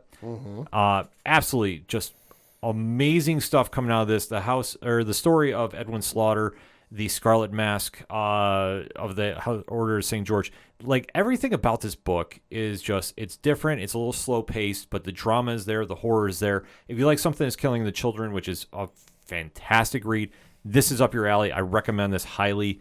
It's a different kind of read, though, but it's a definitely edgy vibe to it that is something that if you've been reading House of Slaughter, you know the quality of work that comes out with this book each and every time. Lastly, from Boom Studios, and I'm not going to spend a ton of time talking about this because we're doing a special ODPH edition tomorrow as we record. Tom Craven from Off the Cuff Gaming and that hashtag show is coming on. It is Mighty Morphin Power Rangers 100, Pat. So do you know why this issue is so significant? No. This is Ryan Parrott's last Power Rangers issue from the run he's had. And they're sending him out with a bang. I want to point this out. Moises Hidalgo, Marco Renna, and he has a all-star cast of creative on this for this monster book. And we got the email in just as we were recording, and I will just read it straight from the fine folks over at Boom Studios. Quote, due to our Boom Studios under license of Hasbro, is proud to announce today that the historic milestone issue Mighty Morphin Power Rangers #100 has sold out at the distribution level day of release. Wow. Yes. That's wild. Quote unquote, right from Boom Studios themselves. And rightfully so. Like, listen, we'll go into a deep dive tomorrow or in the next episode when you listen to it. There's a reason why this issue has so much hype. There's a reason why this issue is one that if you're a Power Rangers fan, especially the comics, which we cover every time they come out in Parlay Points for a reason, they are some of the best comics out there. And Ryan's work that he's done with this series. And remember, they went from a split series. Mighty Morphin was his own brand. Power Rangers was another one. How they've kind of intertwined has been nothing short of spectacular, and how they all come together. It sends off his run on just a phenomenal ride. And like I said, for the past, I believe it's 6 years. I'm not looking at the exacts. Wow. He has definitely put in that work, and we will get into a full-length discussion because, Tom, if it's Power Rangers, we have to bring Tom on to talk about it. Of course. And Tom has got a lot to say. But I'm just going to show Pat this cover by Dan Mora, who might be the best comics artist right now in the game. Jesus. Look how dope that cover is. That is a nice cover. So if you want to find out about that, definitely make sure to swing on over to your comic shops about that. Last but certainly not least, The All-Nighter on Comixology Unlimited. Chip Zdarsky and Jason Lou's fantastic tale wraps up for now. Is the conclusion. The issue is dope. The whole series has been absolutely a fantastic read. I can't recommend it enough. The first volume is out on print via Dark Horse Comics, so you definitely want to go check that out at your local comic shops. I'm assuming this one is coming out right after, too. It ends on a very strong note. It's going to have a lot of fans talking if this is really it or not. I will say I don't know anything else that anybody else doesn't, other than this was a completely cool read. The ending will hit you in all the emotions if you've been there since day one, and it's got something for everybody. Nice. So a lot of good stuff there, too. I mean, I'm not even getting into the Marvel and DC stuff, too. I guess I could throw one quickly for each one. I know Pat is a big Batman the Audio Adventures fan. Yes. Did you happen to see that this book came out? Oh, no, I did not. Yeah, so Batman the Audio Adventures #1 Nice. is out. So I know if you were into that. And Pat, do you want to talk a little bit about that? Yeah, so that is basically an audio drama, kind of in the same vein of like the radio dramas back in the day. Set in the Batman universe. You got Jeffrey Wright playing Bruce Wayne, Batman. Kenan Thompson is in it. What is it? What the heck is the guy's name? The guy who played Data on Star Trek: The Next Generation. Brent Spiner? Thank you. Brent Spiner's in it. It's a fantastic cast. But the whole Penguin factors into it. Two-Face is in it, Catwoman is in it, Joker's in it, and it's basically it's your Batman story. You know, antics ensue. He has to stop a major crime going on from the Joker, and it is something that you should I highly recommend you checking out. I know the first season is out on HBO Max, with the second season coming to HBO Max soon. But if you don't want to sit down, you don't have time to sit down and watch it, the entire first season is available on most, if not every, podcasting platform, which is how I was able to. I binged it in one weekend. It was that damn good. Highly recommend you check it out, because Marvel's got their stuff going on, which is kind of like a story, audiobook kind of thing. Right. This one feels like an old school radio drama, because it's got a narrator talking in the voice and kind of in between the action sequences and what's going on. So it feels more old school, which I love. Yeah, so you definitely want to check out the comic then if you were into that audio series. Tim Drake, Robin #1 is coming out too. That caught my eye. So obviously they're going to be doing some big things there. And then on the Marvel side, honestly, I was kind of torn between one. I know that there's a lot of people talking about this Fortnite and Marvel Zero War issue coming out, so definitely kind of interested in that one. But for me, I always go to the X-Men line and X-Men 15, so that is out on the shelves. So definitely, as we always say, support your LCS wherever you're at, and always support your favorite independent comic podcast as well. For anything and everything that is the ODPH, you can find it at odphpodcast.com. That is all for us this week. So for the one and only Padawan J. Thank you. I'm your host, Ken M. Thank you, as always, for listening to the ODPH podcast, better known as the Ocho Duro Parlay Hour. See you next time.